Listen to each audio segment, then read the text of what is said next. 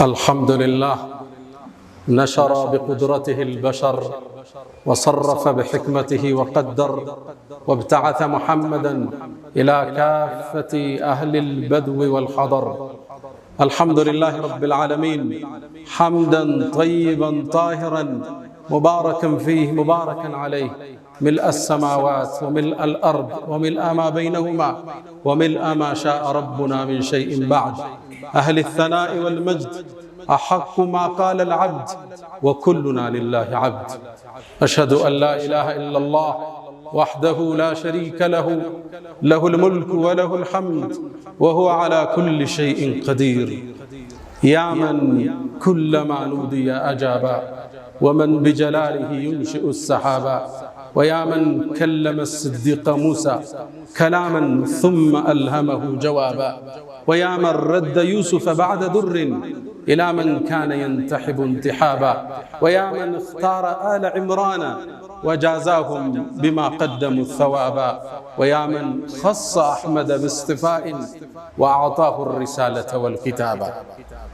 أشهد أن سيدنا وإمامنا وقرة أعيننا محمدًا عبد الله ورسوله، البشير النذير والسراج المظهر المنير، خير الأنبياء مقاما وأحسن الأنبياء كلاما، لبنة تمامهم ومسك ختامهم. ختم الله به الرسالة وهدى الله به من الضلالة وبصر به بعد العمى، فتح الله به أعينا عميا وآذانا صما وقلوبا غلفا. فصلوات الله وسلامه عليه ما اتصلت عين بنظر ووعت أذن بخبر، وسلم تسليما كثيرا. أغر للنبوة خاتم من الله نور يلوح ويشهد، وضم الإله اسم النبي إلى اسمه إذا قال في الخمس المؤذن أشهد، وشق له من اسمه ليجله، فذو العرش محمود وهذا محمد. نبي أتانا بعد يأس وفضرة من الرسل والأوثان في الأرض تعبد، فأمسى سراجا مستنيرا وهاديا يلوح كما لاح الصقيل المهند، وأنذرنا نارا وبشر جنة وعلمنا الإسلام فالله نحمد. أيها المباركون عباد الله، أوصي نفسي الخاطئة وإياكم بتقوى الله. وقد قال تعالى: ولقد وصينا الذين أوتوا الكتاب من قبلكم وإياكم أن اتقوا الله. يا أيها الذين آمنوا اتقوا الله حق تقاته ولا تموتن إلا وأنتم مسلمون. يا أيها الذين آمنوا اتقوا الله وقولوا قولا سديدا يصلح لكم أعمالكم ويغفر لكم ذنوبكم، ومن يطع الله ورسوله فقد فاز فوزا عظيما. أيها المؤمنون عباد الله، زاري بأ الله فكاد የአንድን ትልቅ ቤተሰብ ገድል እናነሳለን። አሉ ዒምራን ቁርአን ላይ ከበቀራ ቀጥሎ ስያሜ ስለተሰጠው ቤተሰብ የዒምራን ቤተሰቦች እነማን ናቸው ብሎም የነሱ የጽዳት መገለጫ ስለሆነችው መርየም አለይሃ ሰላም እናነሳለን። ይህን ርዕስ የመረጥንበት መሰረታዊ ዓላማ አሁን ባለንበት የፈተና ወቅት የሶሻል ሚዲያ አብዮት ወጣቱ ለስሜት ቅርብ እንዲሆን አስገዳጅ ሁኔታዎች ባሉበት ተጨባጭ ቁጥብነት፣ ጽዳት፣ ራስን መጠበቅ በተለይ ለሴቶቻችን ለልጆቻችን መርየምን ዛሬ ተምሳሌት አድርገን እናነሳለን።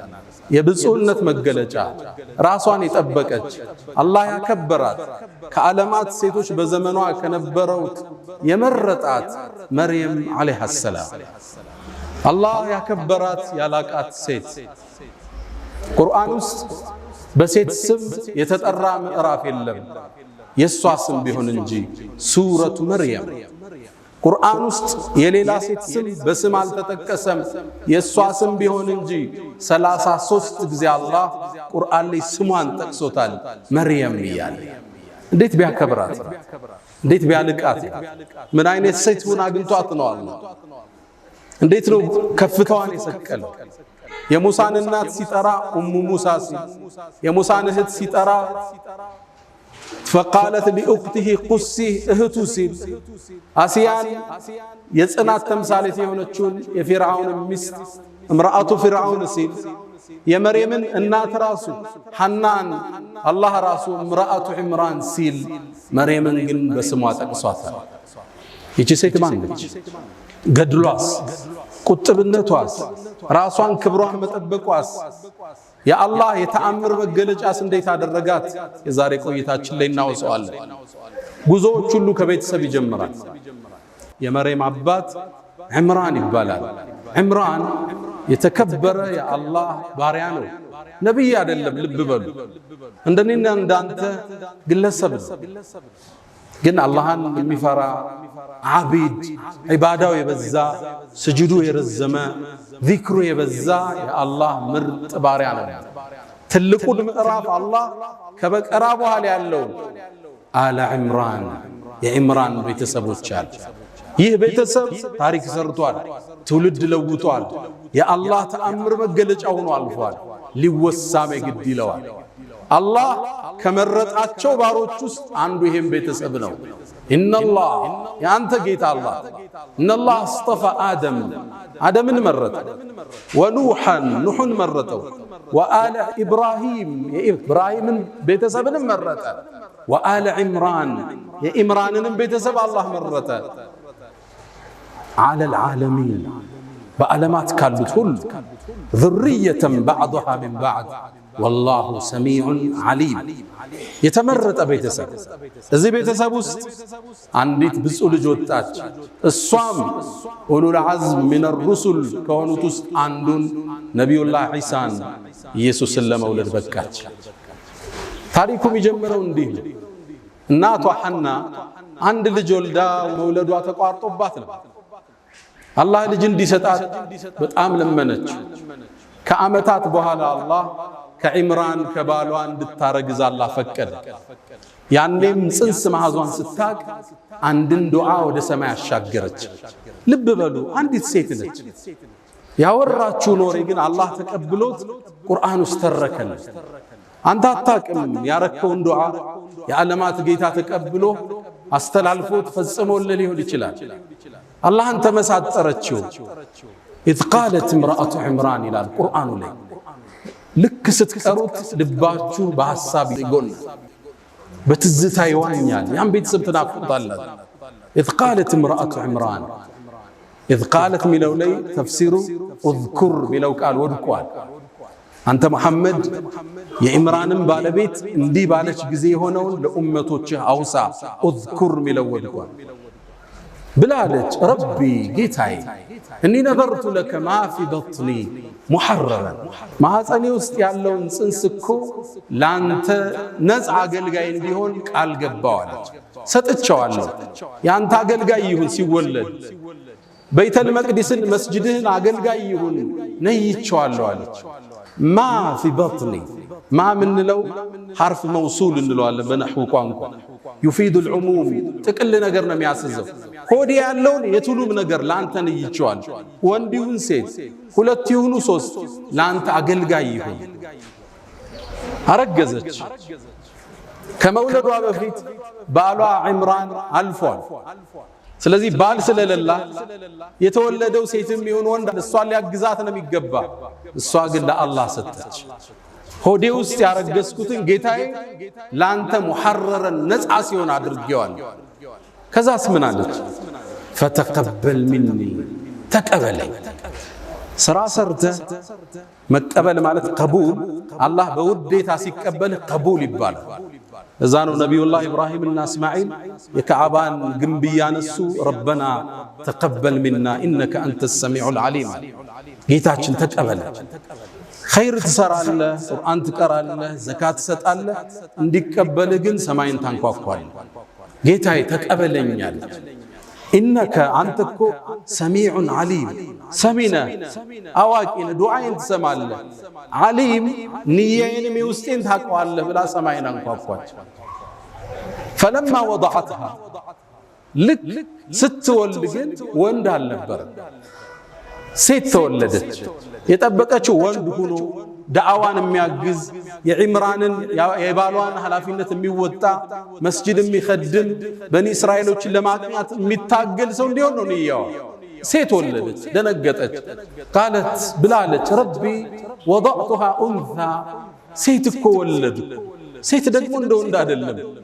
አላህ ምን እንደወለደች ጠቅቆ ያውቃል። ግን ይሁን አለች። ወኢኒ ሰመይቱሃ መርየም፣ ስሟን መርየም ብየዋለሁ። መርየም ማለት የአላህ ባሪያ አገልጋይ ማለት ነው። ሴትም ትሁን ለአንተ አገልጋይ ግን ቃል ገብቻታለሁ። ከዛ ባስከተለች አንድ ወፍራም ዱዓ ወኢኒ ኡዒዙሃ ቢከ ወዙርየተሃ ሚነ ሸይጣን ረጂም፣ እኔ እኮ እሷንም ይሁን ከእሷ በኋላ የሚመጣውን ትውልድ ከሸይጣን እንድትጠብቃቸው ጠይቀሃለሁ አለች። ይህ አንዲት ሴት ያደረገችው ዱዓ የአዛኞች አዛኝ አላህ ግን ዱዓዋን ተቀበላት። ፈተቀበለሃ ረቡሃ ቢቀቡልን ሐሰን፣ ጌታም ስጦታዋን ነድሯን ተቀበላት። መርየምንም ወአንበተሃ ነባተን ሐሰነን፣ አሳምሮ መርየምንም አሳደገላት። ልብ በሉ ዒምራን ስለሌለ አባት ነበር ለልጅ ስም የሚያወጣው፣ አባቷ ግን የለም። መርየም ስትወለድ የቲም ነች። እሷ ነው ስም ያወጣችላት። ወኢኒ ሰመይቱሃ መርየም፣ መርየምን አላህ ጥበቃ አደረገላት። ስትወለድ ሸይጣን አልነካትም መርየም። ነቢዩና ሙሐመድ ሰለላሁ ዐለይሂ ወሰለም ከማ ፊል ቡኻሪ ምን ሐዲስ አቢ ሁረይራ፣ አቡ ሁረይራ ባስተላለፉት ላይ ማ ሚን በኒ አደም ይውለድ፣ የአደም ልጅ እኮ ማንም አይወለድም። ማንም ነቢያትም ሩሱሎችም ሸይጣን ሆዳቸውን ሲወለዱ ጠላትነቱን ሊገልጽ ሆዳቸውን ሕፃኑን ይመተዋል። ያኔ ፈየስተሂሉ ሷሪኸን፣ ሕፃኑ ያለቅሳል። እዛ ነው የሚጀምረው። መጣህ ብሎ ነው የሚቀበለው።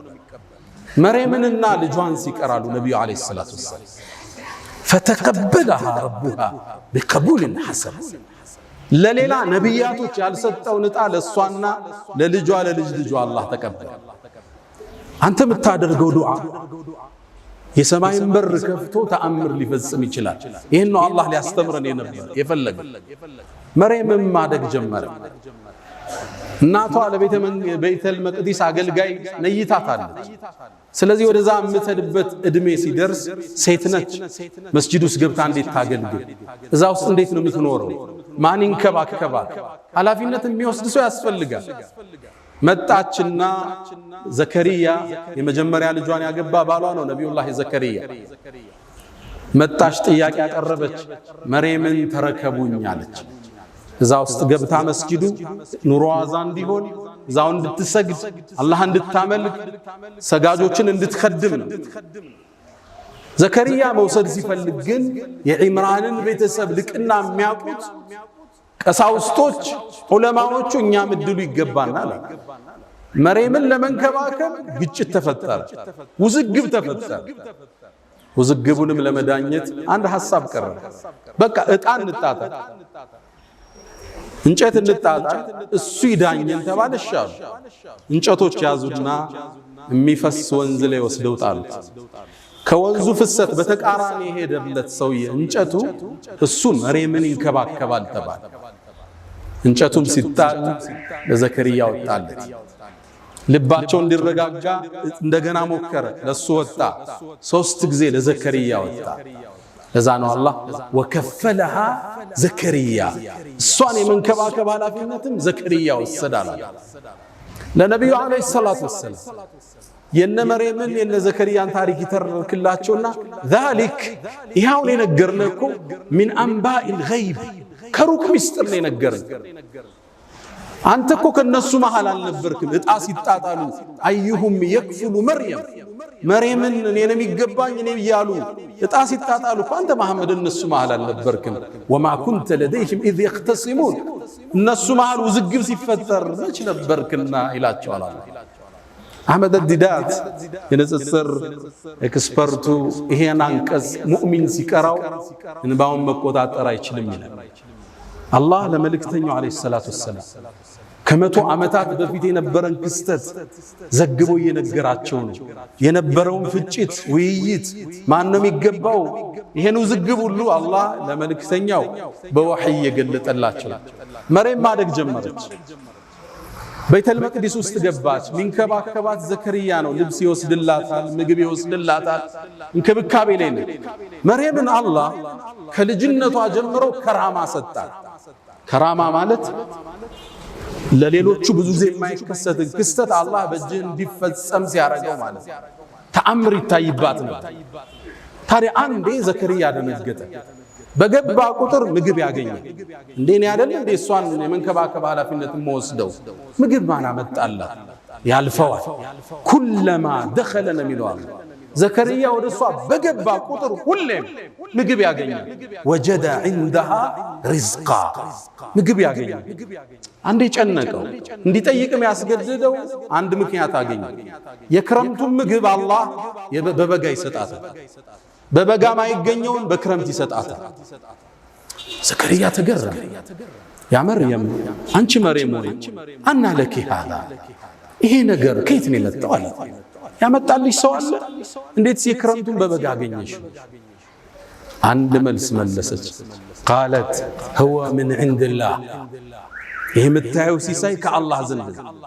እንዴ አለ ዘከርያ ኢነላህ የርዝቁ መን የሻ ቢገይሪ ሒሳብ አለች። አላህ እኮ ለፈለገው ባሪያ ያለ ምክንያት ያለ ሒሳብ ይሰጣል አለች። ከባድ ንግግር። ነቢይ ነው እሱ።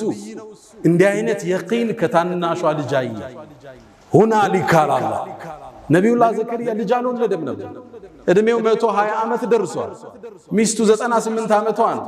ወካነት امرأتي عاقرا ማነች በዚህ ላይ እንዴት ታዲያ አላህ ያለ ገደብ እንዲሚሰጥ የበጋውን በክረምት ከሆነ እኔ ባረጅም ሚስቴ መሃን ብትሆንም ልጅ አይሰጠኝም እንዴ? ቻይ ነው አላህ አለ። የመርየምን ክስተት ሲያይ ወንድኔው ተነሳ። ሁናሊከ አላህ እዛ ቦታ በአረበኛ ቋንቋ ሁና ስንል እዚህ ማለት ሁና ከስንል ትንሽ ፈቀቅ ሲል ነው። ሁናሊከ ስትል በጣም ሲርቅ ነው። አላህ እዚህ ቦታ ላይ ከመርየም ወጥቶ ነው ዱዓ ያረገው። ለምን እዛ ቦታ አለ አላህ? ነቢዩላህ ዘከርያ ይላሉ ሙፈሲሮች ልጅ አልወልድም የሚለው ተስፋው ጥግ ላይ ደርሷል። አርጅቷል። ሚስቱ መሃን ነች። እዛ የመነመነ ተስፋ ዳርቻ ላይ ሆኖ ዱዓ ወደ ሰማይ አነሳ። ረቢ ሀብሊ ሚን ለዱንከ ዙርየተን ጠይባ ኢነከ አንተ ሰሚዑ ዱዓ። አላህ ወይ ልጅ ስጠኝ፣ ዱዓን ተቀባይ ነህ አንተ። በእርግጥም አላህ የሕያ የተባለ ልጅ ሰጠ። መርየም ማደግ ጀመረች። ዒባዳዋ የበዛ ነበር። ሶላቷ የበዛ ነው። ዚክሯ የበዛ ነው። ሌት ተቀን ዒባዳ ላይ ነች። አላህ ለትልቅ ዓላማ እያዘጋጃት ተአምር ምድር ላይ በሷ ሊከስት ነው አለ። መላእክት ላከ። አንዴ እየሰገደች እያለ መላእክት ጠሯት። አንቺ መርየም አሏት። ማን ነው የሚጠራኝ? መላእክቶች ነበሩ። ኢነላህ አስጠፋኪ አላህ መርጦሻል አንቺ ወጠኻረኪ አጽድቶሻል።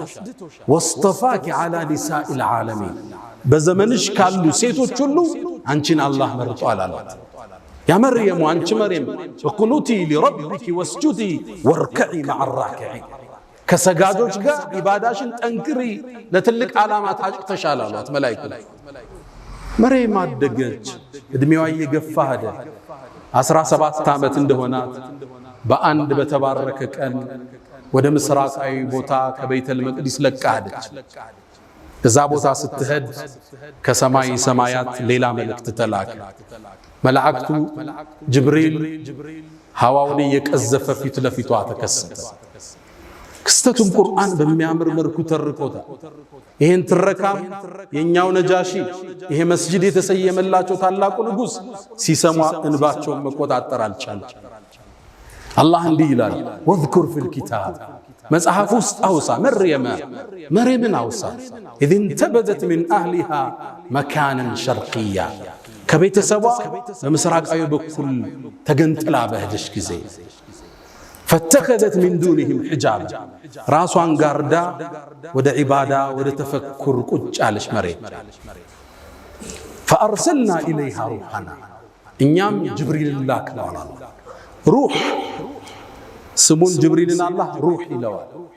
የሰው ልጆች ሩህ ህይወት የሚገዛበትን ነገር ይዞ ስለሚመጣ ወህይን ስለሚያወርድ ማለት ፈአርሰልና ኢለይሃ ሩሐና ጅብሪልንም ላክነው فتمثل لها بشرا سويا يتموالى سو ميعمر قنجو وطعتو فيتو تسيب غاردا تقمطالች بيت ገባች ደረገተች اني اعوذ بالرحمن منك ني بالرحمن كانت تطبقالو بالله ان كنت تقيا الله متفرا كون راقኝ አለች جبريل ملس قال انما انا رسول ربك اني ጌታሽ መልእክተኛ ነኝ لأهب لك غلاما زكيا مرتن صدول ልጅ ልሰጥሽ ነው የመጣው በሌላ አነባበብ لأهب لك ሚለው ليهب لك ጌታሽ ሊሰጥሽ በሚልም ተነበበ ሁለቱም ተመጋጋቢ ናቸው ጅብሪል እንደ ሰበብ ስላደረሰ ልሰጥሻል እሷም እንደ ብስራት አልቆጠረችው እንዴት ሊከሰት ይችላል እኔ ትዳር ይዤ ከባሌ አረገዝኩ አይባል አሊያም ማምስ ጋለሞታ አይደለም በዝሙት ምሰራ ልጅ እንዴት ሊኖርኝ ይችላል አለች ጅብሪል ቃል ብሎ አለ كذلك ነገሩ እንዳልሽው قال ربك الله ግን ይልሻል هو علي حي ይሄን ተአምር መከሰት ለኔ ቀላል ነው ብሎሻል ولنجعله آية للناس اللهم ለሰው ልጆች ምትወልጂው ልጅ የተአምራት መገለጫ ሊያደርገው ورحمة منا كاللهم زن إذنات ليهون السلة تكتلت وكان أمرا مقضيا مريم به قداي كلاي وصاني الفبت على جبريل كزام نبي عليه الصلاة والسلام لله جبريل ودمع سنوع افالبات مريم وديون ورقزج ستارقز እቺ ብዙ ሴት ነች በዒባዷ የምትታወቅ ነች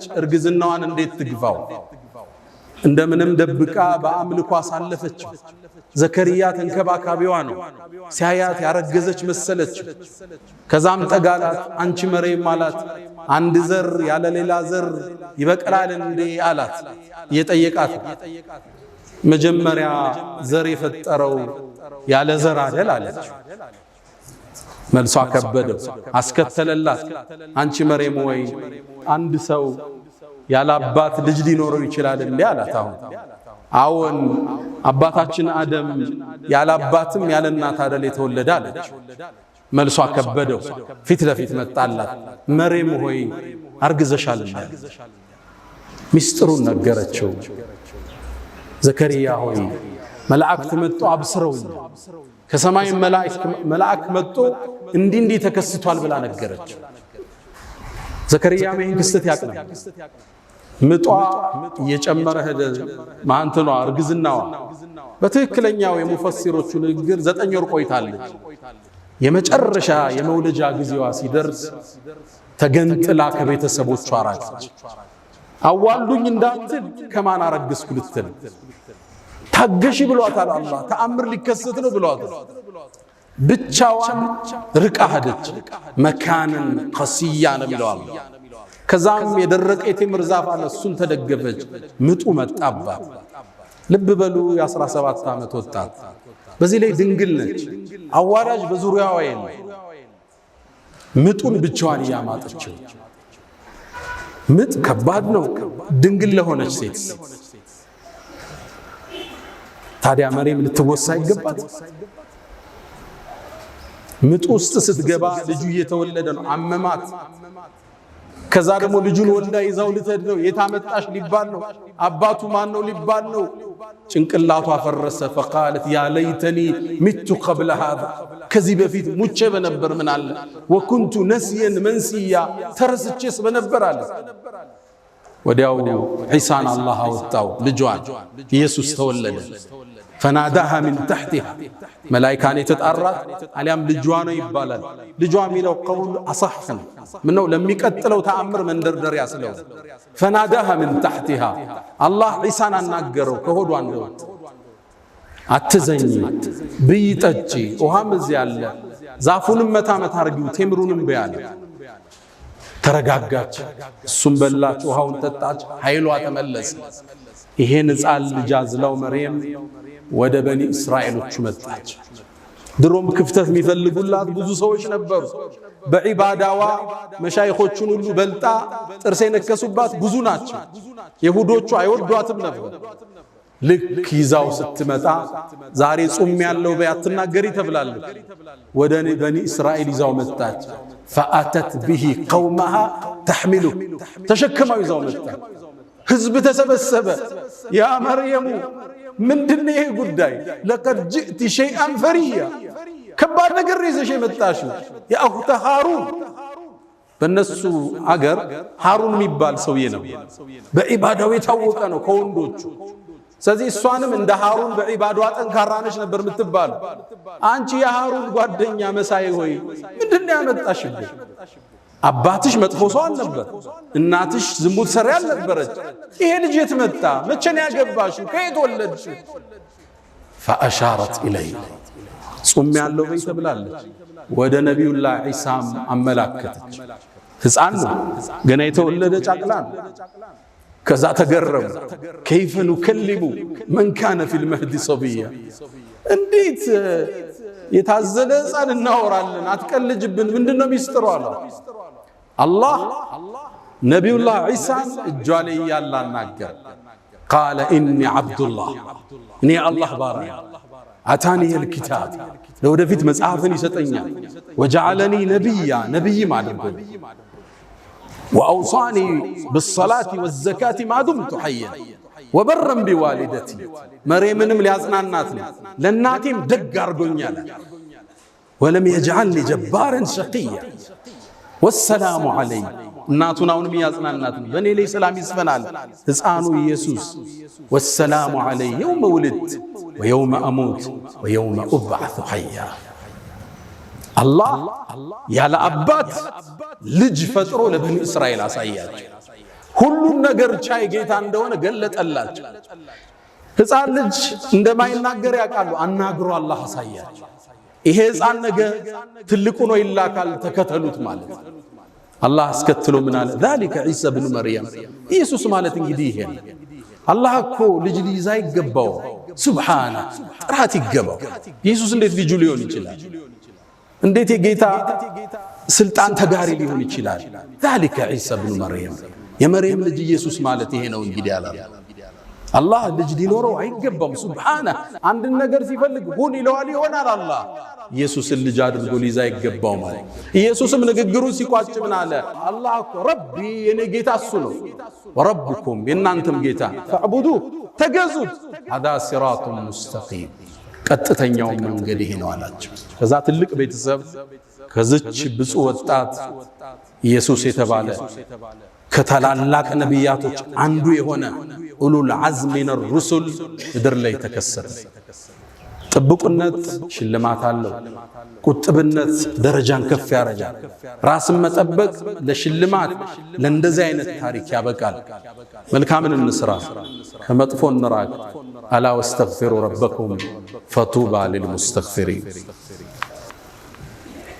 الحمد لله على إحسانه والشكر له على تفضله وامتنانه ولا إله إلا الله تعظيما لشانه وصلى الله وسلم وبارك على رسوله وإخوانه ውዶች መግቢያ ላይ እንዳልነው የዛሬ ኹጥባ ዓላማችን ይሄ ሶሻል ሚዲያው ወጣቱን ፈተና ውስጥ ከቶታል ሴቱን ወጣቱ ያልተገባ ግንኙነት መፍጠር ቦይፍሬንድ ገርልፍሬንድ ኤክስህ ማናት ፋሽን የሆነበት ዘመን ልጆቻችን ላይ ስጋት ውስጥ ባደረበት ዘመን ራሷን የጠበቀችውን መርየምን እንደ ሞዴል ማንሳት በእኛ ላይ ግዴታ ሆነ ራስን የጠበቀች ብፁዕ የነበረች በድብቅም በግልጽም አላህን ያላመፀች ለከፍታዋ መነሻዋ ቁጥብነቷ የሆነን መርየም ዛሬ አውስተናል እንደምታውቁት ወደ ስሜት የሚጠራን ነገር ብዙ ማዕበሉ ከባድ ድሮ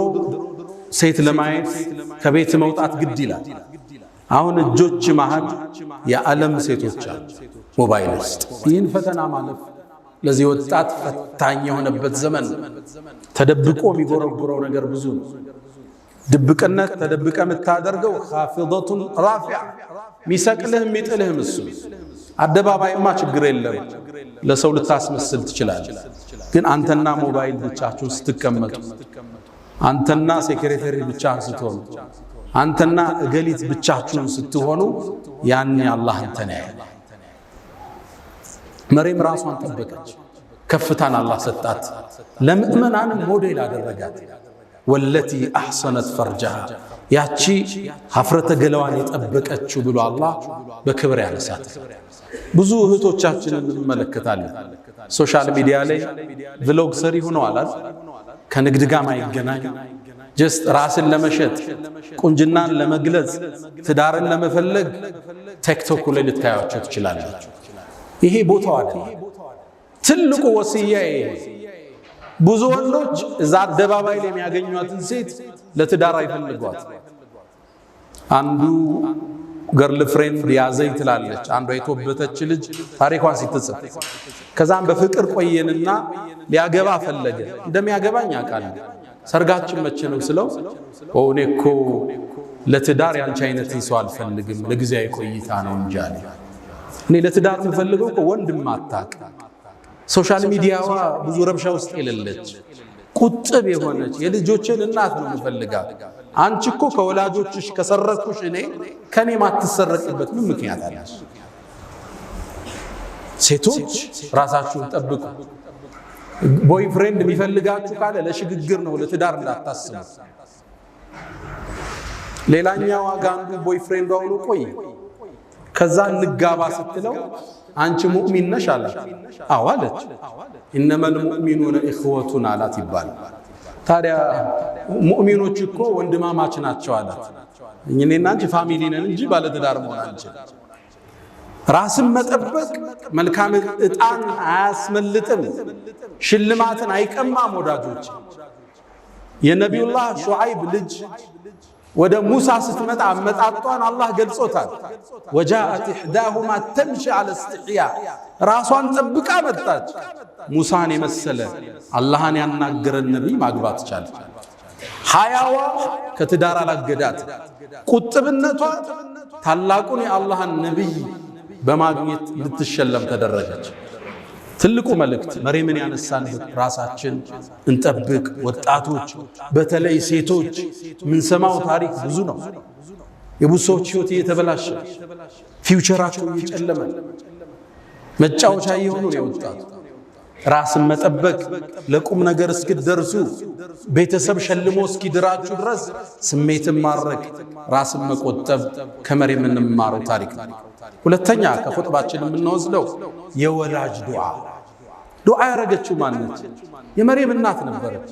አላህ ግን ዱዓዋን ተቀብሎ እሷንም የመርየምን ዘሮችንም ከሸይጣን አላህ ጠበቀ። መርየምን ለከፍታ በቃት። ወላጆች ልጆችን በማሳደጋው ተቸግረናል። ሞባይል ትቀማዋለ፣ ዙሩ ሞባይል ያነሳል፣ ቲቪ ሲዘጋበት እዛኛው ጋር ይገባል።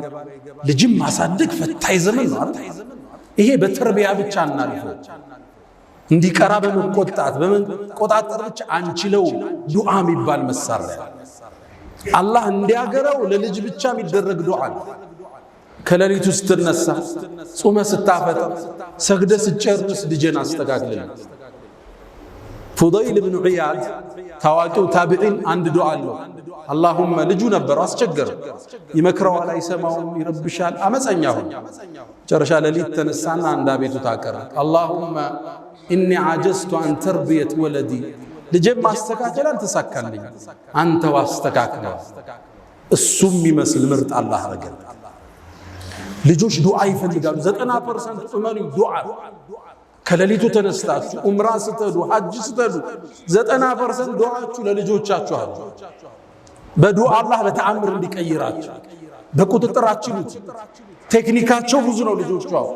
በቴክኖሎጂውም ትንሽ ተራምደው በልጠውና የሰጣቸውን ሞባይል ቆልፈው በራሳቸው መንገድ ይጠቀሙታል።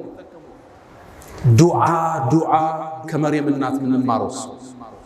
ሶስተኛው ኢየሱስ አለይሂ ሰላም፣ ነብይ ኢሳ የተከበረ የአላህ ነብይ፣ መርየም የተከበረች ብፁዕ ቅድስት። የሁዳዎቹ ዲቃላ ናት፣ ነሷራዎቹ ጌታ የጌታ እናት አድርገው አመለኳቸው። እስልምና መሐለኛውን መንገድ ይዞ መጣ። ጌታ አይደለች፣ የጌታም ልጅ አይደለም፣ ግን እሷ የተቀደሰች ሴት ነች። ቁርአን ውስጥ ስሟ 33 ጊዜ የተጠቀሰች ሴት ነች። ብፁዕ ነች። ጅብሪል መጥቶ መንፈስን የከተተባት ሴት ነች። ክብሯን አላህ እስልምና አጎ ይሄን ብዙዎቹ አያውቁ። አስታውሳለሁ እስር ቤት ላይ ያለን ብዙ ሰዎች እስልምናን ተቀብለዋልና አንዴ ካንዱ ጋር ክርክር ሳደርግ እስልምና ሊቀበል ወሰነና መጨረሻ ግን እኔ እኮ ኢየሱስን ወደዋለሁ እንዴት ነው ጥዬ የምመጣ አለኝ። ኢየሱስን ጥለህ እንዳትመጣ አለ። ጥለህ ከመጣማ ሙስሊም አትሆንም አለ። እንዴት አለ? እስልምና ሁሉም ነቢያቶችን ካልተቀበለ አንዱን ከዘለልክ እምነት ሙሉ አይደለም አለ። እንዴት አለ? አብርሃምንም ሙሴንም ኢየሱስንም መሐመድንም ካልተቀበልክ ሙስሊም አይደለህም አለ። ከዛም አሁን የነገርኳችሁን የመርየምን ታሪክ የኢየሱስን ስነግረው ልጁ ሻሃዳ ከማዝ ውጭ አማራጭ አልነበረው።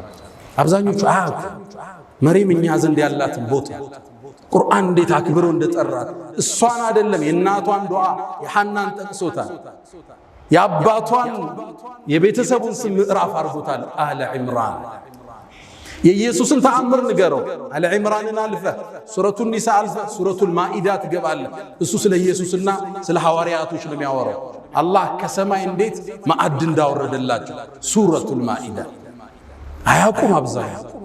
ሲያውቁ ግን አሁን እየጎረፉ አልሐምዱሊላህ ረብል ዓለሚን። ሌላው አራተኛ የምናወሳው በዚህ ኹጥባችን ላይ ከመርየምና ካለ ዒምራን ታሪክ የምንማረው የነቢዩን ሰለላሁ ዐለይሂ ወሰለም መልእክትን በትክክል የማድረስ ከፍታ ታየዋል። ነቢዩ ታማኝና እውነተኛ ናቸው። በለገ ሪሳላ መልእክቱን አድርሰዋል። ስለ መርየምና ስለ ልጇ የተናገሩት ሐዲስ ተአማኝነታቸውን ይገልጣል። ምን አሉ? ማሚን መውሉድ አሉ። ቡኻሪ ላይ አቡ ሁረይራ ባስተላልፍ ዘግብ ማንም ሰው እኮ አይወለድም ሸይጣን ሲወለድ ሆዱን የነካው ቢሆን እንጂ የቆነጠጠው ቢሆን እንጂ ያን ያለቅሳል። መርየምና ልጇ ሲቀሩ ማንም ማለት ነቢያቶችን ሁሉ ማለት ሩሱሎችን ሁሉ ራሳቸውን አላካተቱ። አዎ ነቢዩ ከመርየምም ከዒሳም በደረጃ ይበልጣሉ። ነቢዩላህ ኢብራሂምም ይበልጣሉ፣ ሙሴም ይበልጣሉ። ግን እቺ በእናቷ ስፔሻል የተሰጣቸው ሽልማት ነቢዩ ራሳቸውን አላካተቱ። ስታስተላልፍ በውሸት መድመቅ የለብህም። ያልተሰጠህን ወደ ራስ መጎተት የለብህም። የነቢዩ ሰለላሁ ዐለይሂ ወሰለም የአማና ጥግ እዚህ ሐዲስ ውስጥ ታገኘዋል። ማንም የተወለደ ያደም ልጅ ሸይጣን ሆዱን የነካው ቢሆን እንጂ መርየምና ልጇ ሲቀር እኔንም አላሉ ነቢዩ ዐለይሂ ሰላም። እውነተኝነት የእስልምና የከፍታ ምንጭ። አንዴ ነቢዩ ዐለይሂ ሰላቱ ወሰላም ልጃቸው ሞተ። ልጃቸው ሲሞት ፀሐይ ተጋረደች። ሰሃባ ሁሉ ደነገጠ። የነቢዩ ልጅ እኮ ስለ ሞተ ፀሐይ ተጋረደች። ያንተ ነቢይ እውነተኛው ነቢይ ሚንበር ላይ ወጡ። እናንተ ሰዎች ወይ ፀሐይ የአላህ ተአምር ነች፣ ለአንድ ሰው መወለድ ወይም መሞት አትጋረድም። አንድ ትልቅ ጳጳስ ይህን ታሪክ ሰማ፣ እስልምናን ተቀበለ። ለምን እንደው ታውቃላችሁ እንዴ? ይሄን እድል አግኝቶ ውሸተኛ ነቢይ ቢሆን ያካብደው ነበር። ይሄ ፀሐይ አይደለም ሌላ አርሽ ላይ ተፈጥሯል ብለህ ነው የምታካብድ አይደል? በጭራሽ በእኔ ልጅ መሞት አልተጋረደም። እውነተኝነት ነው እስልምና ላይ የሳባቸው። ኦሪየንታሊስቶች አሁን በነቢዩ ላይ በእስልምና ላይ ትችት የሚጽፉት ብዙዎችን ያሰለማቸው አንድ ክስተት አለ። እዚህ መንበር ላይ ያወሳ ነው ሐዲሱል ኢፍክ። እናታችን አይሻ ዝሙት ሰራች ተብሎ ተወራ። ሲወራ አላህ መልስ አልሰጠም። ለአንድ ወር ሙሉ ወህዩን ዘጋው። ጅብሪል አልወረዳም። ሰሃባው ታመሰ፣ ነቢዩን ተረበሹ። ትርምስምስ አለ ወሬው ሁሉ። ኢዝ ተለቀውነሁ ቢአልሲነቲኩም እዛዛ ተቀባበሉት። ወር ወህይ ዘጋል። አንድ ኦሪየንታሊስት ምን ይላል? ነቢዩ ነቢይ ነው ነቢዩ መሐመድ ይላል። ምክንያቱም በዛ ውጥንቅጥ ውስጥ ገብቶ እያለ ቁርአን ከኪሱ ቢሆን ኑሮ እልባት ሰጥቶ ይቋጨው። ወር ዝም አሉ። ዜና አልመጣም። ምን ይደረጋል? ይሄ ለሳቸው እውነተኝነት መገለጫ ነው። እውነት የእስልምና መገለጫ ነው። የሌለንን ኮፍያ ለብሰን አንገንም፣ የሌለንን ብርሃን ወስደን አንደምቅ። ነቢዩ ዐለይሂ ሰላቱ ወሰላም በሌላ ክስተት አንዴ ሰሃቦቹ እሳቸውን በጣም አካበዱ። እኔን እኮ ከሙሳ አስበልጣችሁ አታውሩኛል። እኔ እኮ የውመል ቂያማ ጥሩምባው ሲነሳ ከቀብር ይወጣል። ስወጣ ነቢዩላህ ሙሳን የዓርሽ ምሰሶዎችን ተደግፎ አገኘዋል። ቀድሞኝ ተነስቶ ይሁን አሊያም ካልሞቱት አላህ አይሞቱም ያላቸዋል።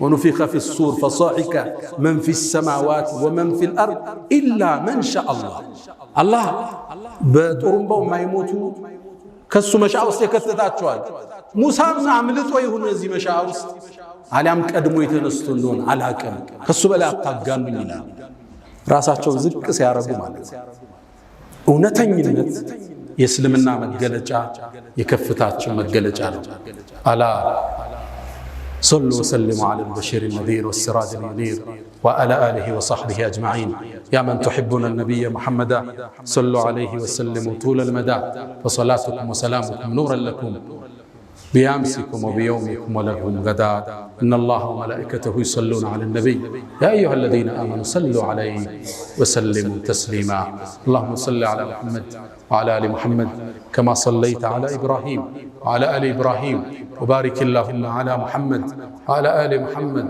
كما باركت على إبراهيم وعلى آل إبراهيم في العالمين إنك حميد مجيد اللهم أعز الإسلام والمسلمين وأذل الشرك والمشركين ودمر اللهم أعداءك أعداء الدين اللهم انصرنا في أهل غزة اللهم أرنا فيهم عجائب قدرتك اللهم كن لهم عونا ونصيرا يا أرحم الراحمين اللهم لا تدع لنا في مقامنا هذا ذنبا إلا غفرته ولا هما إلا فرجته ولا دينا إلا قضيته ولا مريضا إلا شفيته ولا غائبا إلا رددته ولا حاجة من حوائج الدنيا والآخرة إلا قضيتها يا أرحم الراحمين اللهم ربنا آتنا في الدنيا حسنة وفي الآخرة حسنة وقنا عذاب النار ألا فأقم الصلاة